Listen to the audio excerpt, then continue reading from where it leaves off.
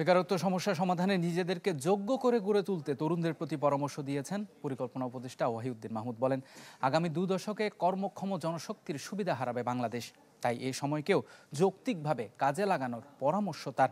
বেকারত্ব কমাতে পিপিআরসির নেয়া বিশেষ প্রকল্পের উদ্বোধনী অনুষ্ঠানে সংস্থার নির্বাহী চেয়ারম্যান জানান, এই সমস্যা সমাধানে সরকারের একার পক্ষে সম্ভব নয়।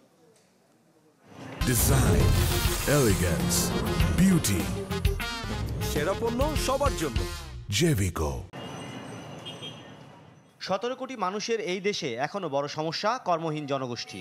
তবে দুশ্চিন্তা আরও বাড়িয়েছে ধারাবাহিকভাবে বাড়তে থাকা তরুণ ও শিক্ষিত বেকারের হার। পরিসংখ্যান ব্যুরোর তথ্য অনুযায়ী গেল বছর শেষে যা ছাড়িয়েছে 26 লাখের ঘর। এই পরিস্থিতি উত্তরণে 3 বছর মেয়াদী বিশেষ এক প্রকল্প হাতে নিয়েছে গবেষণা সংস্থা পিপিআরসি, যার মাধ্যমে দেশব্যাপী উদ্ভাবনী কার্যক্রম পরিচালনা করবে সংস্থাটি। এছাড়া কর্মমুখী প্রশিক্ষণ ও সংকট সমাধানে করা হবে প্রয়োজনীয় আলোচনা। আনুষ্ঠানিক ঘোষণায় পিপিআরসির নির্বাহী চেয়ারম্যান হোসেন জিল্লুর রহমান বলেন, শিক্ষিত বেকারের সংখ্যা উদ্বেগ উৎকণ্ঠা বাড়াচ্ছে তরুণদের মধ্যে। আত্মবিশ্বাসটা বজায় রাখা যে পরিবর্তন আমরা করতে পারবো, যতই সমস্যা থাকুক না কেন, কিন্তু সেই পরিবর্তনে আমাদের সক্ষমতা বৃদ্ধিগুলো খুবই জরুরি।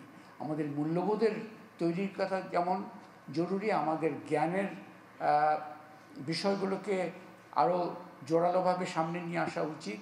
অনুষ্ঠানে ভবিষ্যৎ বাংলাদেশ বিনির্মাণে তরুণদের গুরুত্ব তুলে ধরেন পরিকল্পনা উপদেষ্টা ওয়াহিদুদ্দিন মাহমুদ।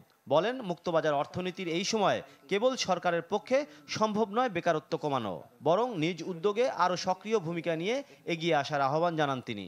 গণতান্ত্রিক শাসন ব্যবস্থা তৈরি হওয়ার পরও যে সেখানে বৈষম্য, এই বাজার অর্থনীতিতে বৈষম্য কী করে দূর করা যাবে, কী করে যারা অবহেলিত গোষ্ঠী তাদেরকে শক্তিশালী করা যাবে, এ ধরনের যে অনেক সামাজিক আন্দোলন সামনে পড়ে আছে, সেটা কথা এখনো চিন্তা করা হচ্ছে না। এই সময় চাকরির পেছনে না ছুটে উদ্যোক্তা হতে তরুণদেরকে উপদেশ দেন পরিকল্পনা উপদেষ্টা। মাসুম মিয়া, চ্যানেল 24, ঢাকা।